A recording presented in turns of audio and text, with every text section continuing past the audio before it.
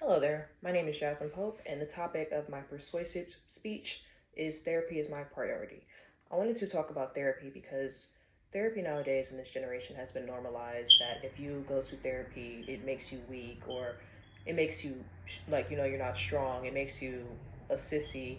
And it's always been that way for decades. Like it has, before times and earlier times, it used to be that, if you were a man, going to therapy made you weak because it was always looked at a woman or a female should always go.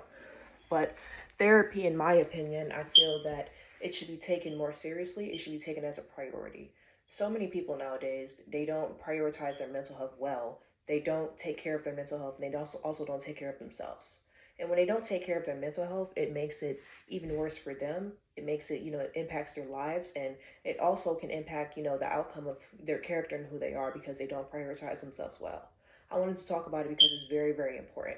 So many people nowadays, they go through so many things and they go through so many silent battles and challenges, and it's sad to say, but the more and more they don't talk to anybody about it, the more and more they just continue to keep going through these silent battles. It tears them up, and it just makes them weak physically, mentally, and emotionally. Day by day it drains them and exhausts them, and it gets them nowhere. If they prioritize therapy just for a day, just for a week, a whole entire change would work for those people. People think that, oh, just be I can go on social media probably will help my mental health, or if I just simply just continue to ignore it, it'll help my mental health. That's not how it works. If you do not prioritize yourself, if you do not prioritize therapy, if you do not prioritize your mental health, the more and more you do that, the more and more it leads you to nowhere. And it makes you exhausted and you won't even know it. So many people have, had so many suicide attempts, have had so many times where they just want to end their lives.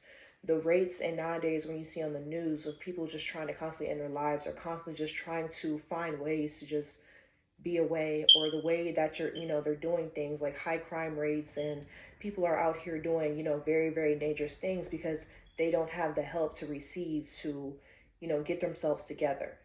So when they don't have the help to do that, they're going to continue to do bad things. People are becoming even more dangerous nowadays because they're so used to growing up in the wrong environments. They're so used to growing up around people who are bad influences on them. And when they grow up around those bad influences, it makes them have a worse outcome as they grow older.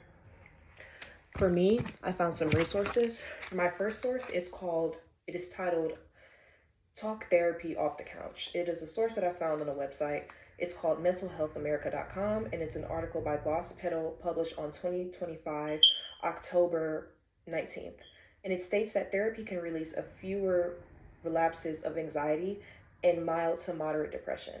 Therapy can also work long term simply because of the skills and resources it gives to people. And when you simply prioritize therapy, when you put therapy first, you will realize and you will have the skills when you talk to somebody. You will have the skills, you will have the strength to get through challenges. You will know that you don't have to go through this alone. It'll help you in the long run.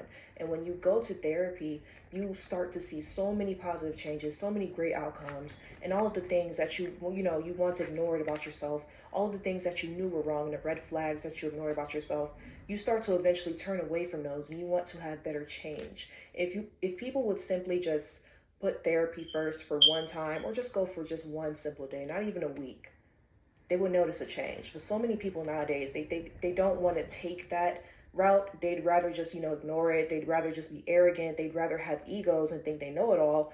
And when they think they know it all, they don't know it all because they end up in the same position, and their mental health, once again, is bad, not worse, if not worse. So that's why therapy should also be normalized as a priority. And not everybody agrees with me, but this is my opinion, and that's just sadly the way the world that we live in right now. So it's what it is. Another source that I have is titled Long-Term Efficiency of Therapy and Stress. It is an article by Klein AC published on August 9th, 2025, and it goes over and it says, therapy not only helps a person to release, but to also remove negative thoughts and to overcome mental challenges. Therapy can also be used as a beneficial tool to get through struggles during life journeys. Not prioritizing therapy as a key tool for mental health will do nothing but drain your mental health even more. Let's be honest. Sometimes, we've had a long, stressful day, or some people, don't have the option to get to therapy. Some people will just constantly just, pile everything up on them. And then by the end of the day, they're drained, they're exhausted, like a phone that, has a battery. All of our phones have batteries. It starts off at 100% and it goes down to 1%.